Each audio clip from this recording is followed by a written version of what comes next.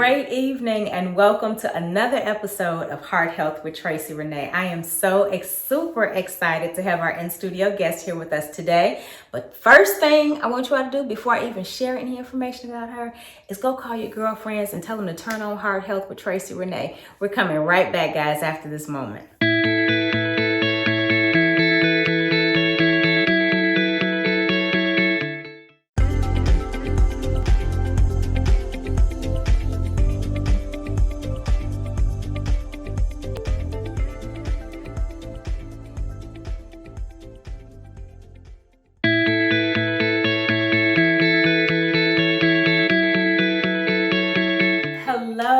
And welcome back to Heart Health with Tracy Renee. As I stated just a few moments ago, we have a very special in-studio guest with us today, Dr. Bernada Nicole Baker. Hi. I'm so excited to have her here. Not only is she one of my good girlfriends, but she's also my soror. We're excited. So yes, we're going to throw up our pinkies since we're on here. Anyway, I am so excited to have her in today. We are definitely going to be talking about another matter of the heart. Today's matter is issues with our moms. I'm so excited to be able to share or to hear you share your story today. And as I texted you earlier, I just took for granted that everybody was raised the same way that I was and had the same experiences that I did. Even though we're both from Chicago, I just assumed it. And so to be able to hear that part of her story today, I was like, oh my goodness. So I'm excited. Let me shut up so Dr. Baker can come on and start telling us her story. Well, Tracy, thank you so much for having me here today. I totally appreciate it. And, kudos to you for the new show and just great success. Thank you. Thank you so much. So today we're talking about matters of the heart. Yes. And issues with mothers. And so, it's a very timely topic. Very interesting topic, to say the least. You can't possibly have a problem with the woman who carried you and who's responsible for, birthing you would think you. not. No. And my experience, no, I don't. And no, I didn't. So to be able to hear a different perspective today, of course, one, and after hearing it, this was a matter of the heart that we needed to share to be able to give that opposite perspective. Mm-hmm. And so my story is my mother was my mother until about 8 years old. She became addicted to drugs at the tender age of 8. And so I made the executive decision that I was going to leave her at 8. At 8 years old. I went to my dad's house for the weekend and I was like, we lived in Michigan. So I not only made the decision that I was going to leave her, I made the decision that I was going to move back to Chicago. At 8? At 8. We went to Chicago for a funeral that weekend, and I went and told my dad, I'm not going back with my mom. They're doing drugs at the house. I don't like her husband. He's selling drugs. He has her using drugs. I'm not going back. Wow. And so my dad listened. We went to court. I talked to the judge, and I was like, I don't think this is the best situation for me. And so when I tell people I'll be 40 this year, I'm like, but I have 8 additional years of my lifetime coming to me because I've been making executive decisions literally since I was 8 years old. And knowing you too, I really believe that at 8 years old. And that's why my daughter is the way that she is. I believe that. We're going to talk about her baby a little bit later too. Right, because of who I was at the tender age. And my goodness. So my mother became addicted to drugs when I was 8, and thankfully I had a great dad, who took care of us. I have a sister, and my sister actually stayed with my mom. Okay. She was a baby, and at that time she was really attached to my mom, and she wanted to stay with my mom. So my dad didn't fight for her, and because I was making the decisions for myself, they just kind of, took my word. And so, just watching my mother struggle, knowing that she was, battling with the drug addiction, and watching my grandmother try to help her, and just all of that. She was in the streets. And so when I hear about other people's stories with their mothers, I'm like, that's not my story. Like today is, when you have holidays like Father's Day and Mother's Day, you don't realize how selfish those holidays are. Until you don't have a mother or father to celebrate. Which was my thought process today after getting that, hearing that. I'm like, you know what? And I think I even said to you, I never really thought about your mom Mm-hmm. because you talk so much. She talks so much about her dad and her granny, Mm-hmm. and I know you're granny's baby, and so I just naturally assumed that Yeah. mom may have been deceased. No, mom is alive. Mom is alive and well. She's on Facebook. She follows us. She loves Bella. You know, she'll text me if she needs anything. I'll check in from time to time. But there's no maternal connection there. Because she's lived a life in the streets, I've learned how to adapt without her as a mother. So how was that growing from 8 years old? Those early years being without You know mom? what? She was there, but it was so vague. It was vague. So I always had my grandmother and my father was always around. And so you just kind of adapt. I think life, you just learn to be flexible. And so I knew the difference between a situation that was not so healthy for me in comparison to a situation that was healthy for me. And so the fact that I understood that living with my dad and my stepmom was a better opportunity for me, it didn't take me that long to adjust. And I believe that because my mother was already in the streets prior to 8, maybe around 6, about 5 or 6. I remember her in kindergarten, but it was vague in between there. So there are a lot of mommy memories. I don't recall those memories. And so, I mean, the transition just happened. But as a growing up, so from 8 to 12 to 15, and seeing her in the streets when I think I was 13. I was 13 because I was going into 8th grade. My mother got shot in the heart by drug dealers. Like, she was sold out to the streets, really, she was. She was really sold out to the streets. She got shot in the heart by the drug dealers. And she was so legit in the streets that the doctors were like, ma'am, who shot you? And she was like, I did. And they were like, ma'am, the way the bullet was lodged in your heart, you couldn't have shot yourself. She was like, no, I shot myself. So she was covering for the people that had shot her. Wow. And the way that we knew that somebody shot her was because I took the phone call from the people who shot her. And so that night she had left the house. She was on my sister's bike. It sounds like a crazy story, but it's my truth, the real life I've lived. She left the house that night on a bike and she didn't return. And so like in the middle of the night, we were living with my grandparents. So in the middle of the night, maybe about 3 o'clock, somebody called and they said, hi, is so-and-so there? And I said, no, she's not here. And they were like, well, tell her we want our money. They hung up, they called back again. Hey, it's so-and-so, she's not here. All right, well, tell her we're looking for her, we want our money. And so a few hours later in the morning, the police came to our house and they were like, is this the family of so-and-so? You know, she's been shot. She's at Christ Hospital, we need you all to come. And so it's a wonder that she didn't lose her life. God spared her life. And but she, if you ask her today who shot her, she'll still tell you that she shot herself. Wow. And so that's why I was getting ready to go with that too. With her being shot in a critical place in her body, of course, you know, anytime you get shot, it's critical, but to be shot in the heart, obviously that didn't have any effect on her saying, let me get my life together. Let me try to get my child back in. Probably just for the time. Go ahead. No, I was about to say, we'll come right back and have Dr. Baker answer that question for us on how exactly that happened.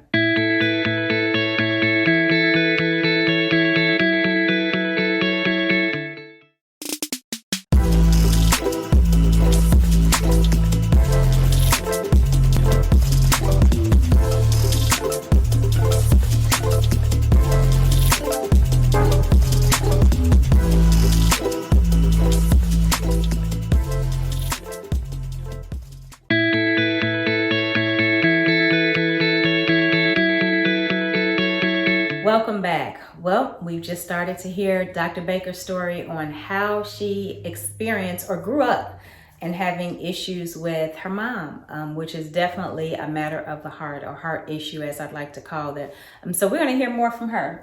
So yeah, Tracy, so she was shot in the heart, and you would have thought, like you said, that would have prompted her to get her life together. Well, again, you know, when you're addicted, when you have an addiction, it's just not that easy. And so her being a victim of a shooting victim, that didn't prompt her to get her life together. I feel like it actually drew her a little more out there to the streets, if you will. So she stayed out there doing what she was doing. I don't even remember her. I remember her being maybe at my high school graduation, but again, it was so vague because she was in and out. She was in and out. She was in and out of different shelters. So when I went away to college, I can recall every summer I would come home and we would see her at the drug house or wherever in the neighborhood. And the guys on the block, they knew me, but she was also their customer. And so they would be like, hey, there's your mother. And I'd be like, that's not my mother. And even when when I was in 8th grade, I can recall being at Liberty Temple Full Gospel Church, and my grandmother would make her come to church with us. And I would be like, that's my auntie. That's not my mother, because I was ashamed of her addiction. So the shame and the guilt of her addiction. And we favored. You saw the picture. So I looked just like her. But I'd be like, no, that's my auntie. And then when my friends came over to the house, they would be like, is that your mother? And I'd be like, nope, that's my auntie.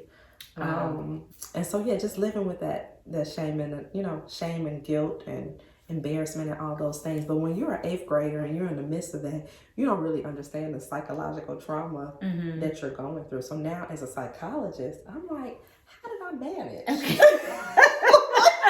I manage? How did I still get good grades? How did I not get sold to the streets? And you are Dr. Baker. Dr. Baker. And I have 5 degrees. Like, not only am I a doctor, but I have a whole a set of 5 degrees. She made me feel bad with my 2. I'm just saying. I want to get back 3 of them. Okay. So just growing up with that, of not having a mother. And so when Mother's Day comes around, like, I don't ever remember having a Mother's Day with my mother. And it wasn't until my grandmother died 9 years ago that I was like, dang, my granny really was my mother. Wow. Okay, now that's what I wanted to ask you too. So is this your paternal or maternal? Maternal. This was your maternal. So how does she feel about her daughter being out there and now taking in her granddaughter? You know what? My grandmother she's a praying woman. She was a woman of faith. She was a woman all about family. And so she tried to save my mother. She tried to save my mother on many occasions. Like most other mothers do. I can recall us taking my mother to probably every treatment center in the city of Chicago. Wow. Like, my mother had darn near maxed out on treatment centers in the city of Chicago, as well as shelters, because after you've done drugs and been in the streets and stolen from your family, nobody's trusting you. Nobody's trusting your word. And so we were used to seeing her get on the 79th Street bus and go back to the shelter on the holidays. And in as much as it would tear our hearts apart, that's the life that she chose. Yeah. And so growing up, I feel like, they gave me everything, but nobody really talked about, let's talk about the fact that your mother's on drugs. Let's talk about the fact that all other kids at school have their mother and you don't have their mother. You don't have your mother. Those weren't conversations. And I think that happens in a lot of Black families. Absolutely. I can't speak for other cultures because I've been Black all my life. And so that, we just don't talk about it. We know that it's there, but the adults aren't wanting to talk about it. And so it impacts the children in a way, because you learn how to just navigate through life with these secrets or with these stories that you're not supposed to talk about. Absolutely. And you don't really know how to best process your feelings. And so I'm just grateful for the grace of God, because I feel like it was my foundation in Christ that just kind of kept my mind. And I didn't really have to focus on that.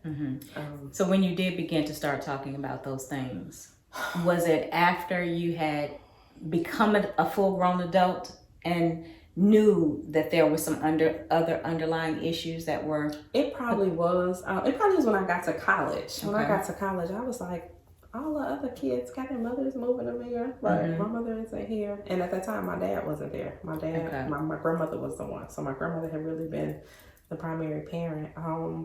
But it was in college that I was like, you know what, I really need to sit down and deal with my issues. I was engaged after I graduated from college. I was engaged at like maybe 23, and I was like, I need to go to therapy and deal with my issues. And so we kind of walked back through my childhood and just the pathology of the experience and how it had impacted me and how it shaped my identity. And you really don't realize it while you're walking through it. You don't realize it until later. And so what type of issues do you think were impacting you at that point that made you say, okay, it's time for me to sit back and really evaluate that?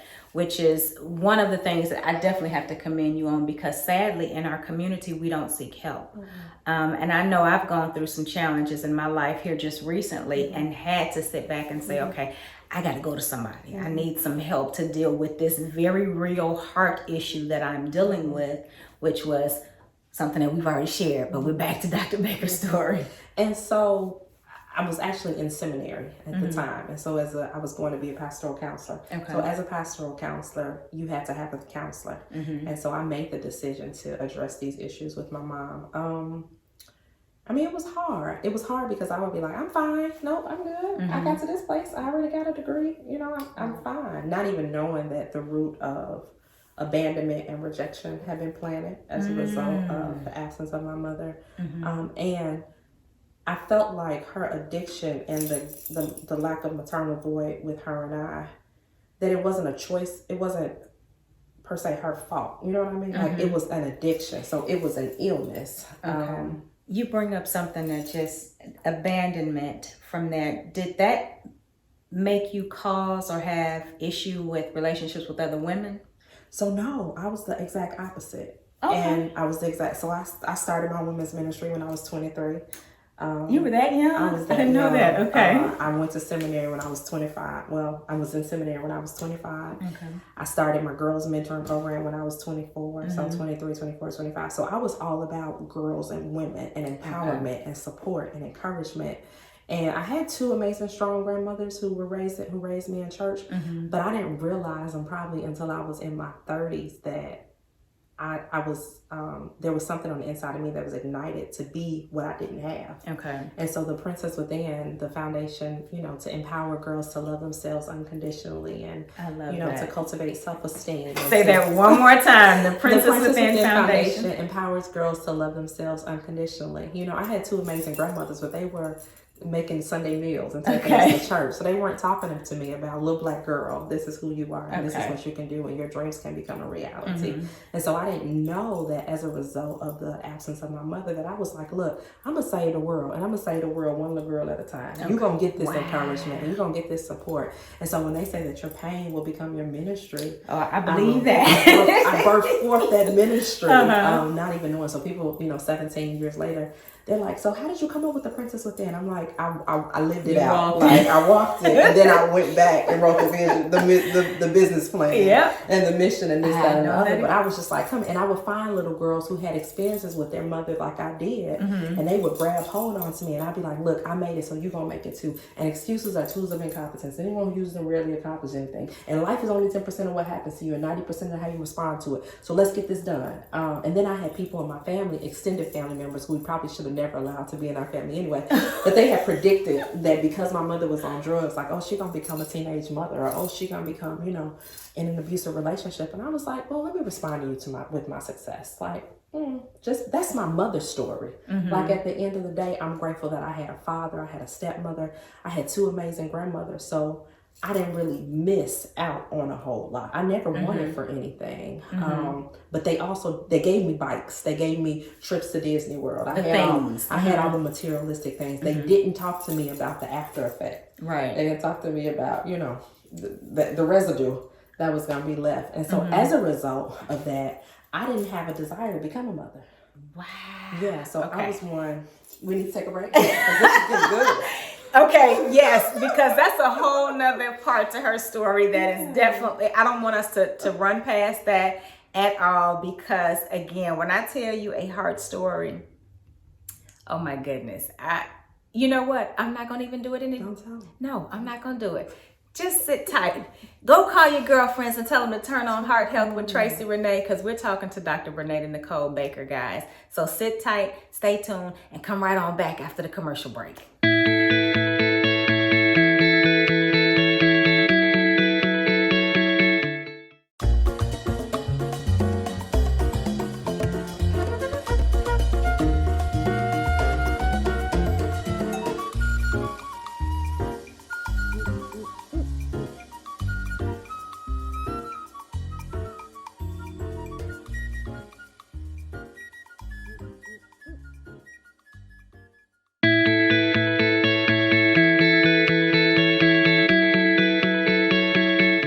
Welcome back, guys. So we're still here with Dr. Baker. We're going to hear about the rest of this story. So as I was saying, I didn't have a desire to become a mother. I just was like, I want to chase after my dreams and my goals in school and my career.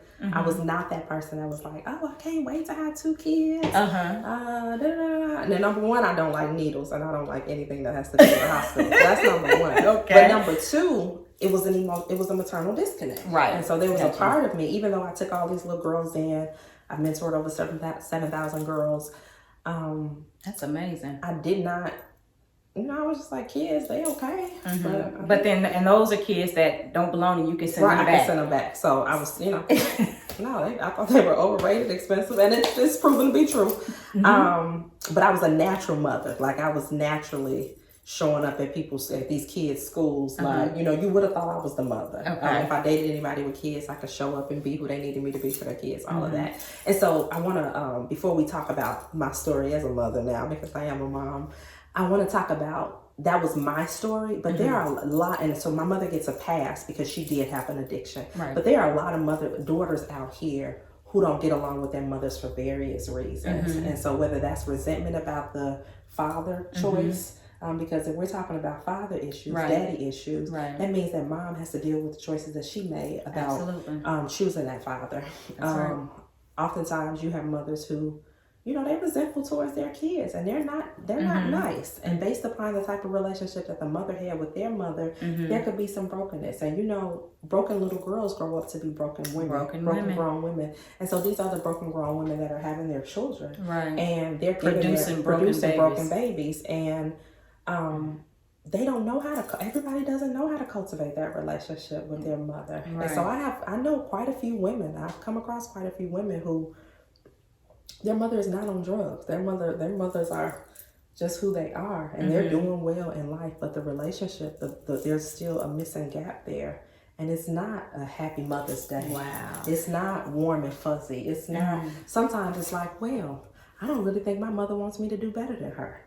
Or, well, you know, my mother's not that supportive, or she's talking about me behind my back, or she's not kind to me. And that is a lot of lived experiences of a lot of women. You know, what's interesting about that to me is I think about my own story. First of all, I have an absolutely amazing relationship with my mom, and also my dad too, prior to him passing.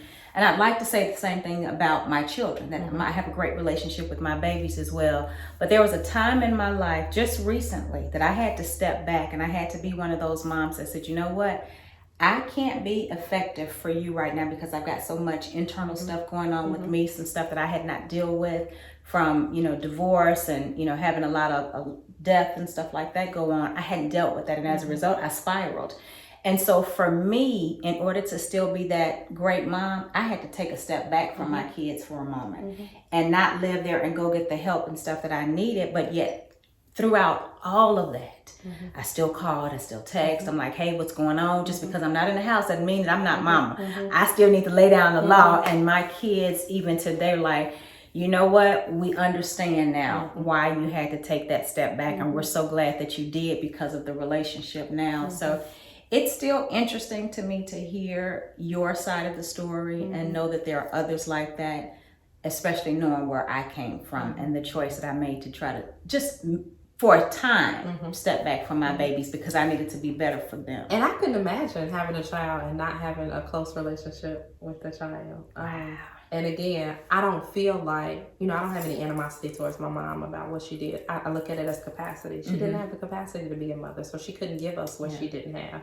And I personally believe that the drugs overpowered her. Oftentimes people think that they can overcome an addiction when oftentimes we're not as strong as our addictions. And so I don't think it's, you know, I think it's a choice that she made by starting to use drugs, but I think it overtook her and she didn't expect it. She didn't expect to succumb to it. And so I don't put a lot of personal blame on her. Now, one thing I will say is that she doesn't acknowledge what she did not do as a parent. And so she's very, get over it. You know, you hold a chip on your shoulder. You know, very indignant for her to not have been a mother. But you still carry all of that with so much grace and class. You don't point your finger at her, or you don't even talk derogatory really about her. It's an addiction that she had. She clearly was not herself. And so I have to just give you kudos for that, because I don't know if I could be that big of a person. You know what? And this is the part I didn't tell you about. So when I was probably 23, 24, my grandmother and I, we took her to every treatment center that was available in Chicago. When I started making money and was able to do my own thing, I went and drug her out of the crack house. Like, had my Louis Vuitton bag on my arm, was knocking at the door like, is she in here? You need to bring her out of here because I'm looking for her. I had set up an appointment for her to go, made reservations for her to go to this sober living environment in Florida. And so it was a 9-month program. I paid a lot of money for her to go, went and drug her up out of that house. So I was willing to do whatever I could do to help her. She could successfully completed the program. She came back to Chicago. I found her a sober living home, paid the rent up for 6 months. The girl stayed there for maybe 3 weeks before she decided she wasn't going to follow the rules and she was going to leave. And so it was at that point that I was just like, you know what? I can't convince you to get your life together. Yeah. I can't want this more than you want it. And so it's not until you have a Damascus Road experience. I told her, it's not until you have a Damascus Road experience where the light comes on and you decide that this is what I want to do for me. That's it. And so I removed my hands from the situation. And it wasn't really until probably my grandmother passed, that 9 years ago, that she decided that she was going to do something different. But that was her journey. Right. And so life has taught me that sometimes you have to let people walk their journey. And sometimes, that's even your parents. Wow. And so I'm grateful for the gift of life that she gave me, because I'm an incredible gift to the world. Yes, you are. And that leads me into, because we may end up with a part 2 to this. Right, I want to find out now. You are definitely a gift to this world, and your journey has taken a whole complete turnaround. So we've got a few more minutes to share. We're not going to get the story all out, Tracy. We're not going to get it all out. We may end up going to part 2, guys. So, good. Let's hear it. Okay, so I'm living here in Houston now. I was doing some Hurricane Harvey relief work. A volunteer contacted me and said, "Hey, I see the work that you're doing. I have this father and he has this baby that he needs help with. Can you put him in contact with a social worker, psychologist, some kind of resource?" I said, "Hey, I'm a psychologist. I'll put him on my to-do list. I'll get back to him. Give me a second." Took their name information, got the baby sizes, all of the above, put them on the list. I was working with a lot of people during Hurricane Harvey and during the aftermath of Hurricane Harvey. Got to them probably about a month later. I had raised a little money on Facebook, got the baby some items, went to drop the items off. I was like, oh, she's a cute little thing. That's that. Yes, she is. Her biological mother had left her a month after she was born. She was 8 months at that time. Dad was doing the very best that he could do with her. He had minimal resources, didn't have any next of kin. I started sharing job resources with him. And then I was like, well, if you need a babysitter, just bring her to me and I'll babysit her. So that was it. I just was dropping clothes off and was willing to babysit a time or two so the brother could find a job. From one thing led to another. The little girl started traveling with me, took her to Chicago. Everybody just fell in love with her. She had a personality out of this world. Even at the tender age of 8 months, she was the cutest little blue-eyed, bald-head baby. And when I came back, I was like, you know what? I cannot be traveling with this baby and something happened to her. And I just got somebody's baby on my hip. And she was a hip baby at that time. And so he was like, well, can you be a godmom? And I was like, she needs something a little bit more solid. She deserves a little bit more. And so at that time, I was like, God, are you testing me? Like, I know I'm the founder of the Princess Within Foundation. I've been around the globe, empowering little girls to discover the princess that lies within. But God was like, okay, here's your princess. What you gonna do about it? Oh my goodness. Guys. Okay, we are definitely going to go into a part 2 of this story because we're not going to rush this at all. I want you So guys, I'm so glad that you all joined us today for this episode of Heart Health with Tracy Renee and my very special guest, Dr. Bernada Nicole Baker. It is amazing to be here and come before you sharing all of these wonderful heart stories that I hope that are definitely tugging at your heart. And today, since we're talking about moms, if you don't have a relationship with your mom, I encourage you to reach out to her if you can. Reach out to her, tell her you love her. I know I can't wait. Mine is flying down here in the next few days, so I'm so super excited about that. But go ahead, I want you all to follow us across all of the social media platforms. I am Heart Health with Tracy Renee, on Facebook, and then you can also find us on Instagram. Also, I want you to go check out the Princess Within Foundation with Dr. Bernada Nicole, guys. So thank you for joining us today. We'll see you all next week with the conclusion of Dr. Baker's story. Have a great week, guys. Until then, have an abundantly blessed and powerful week. Bye.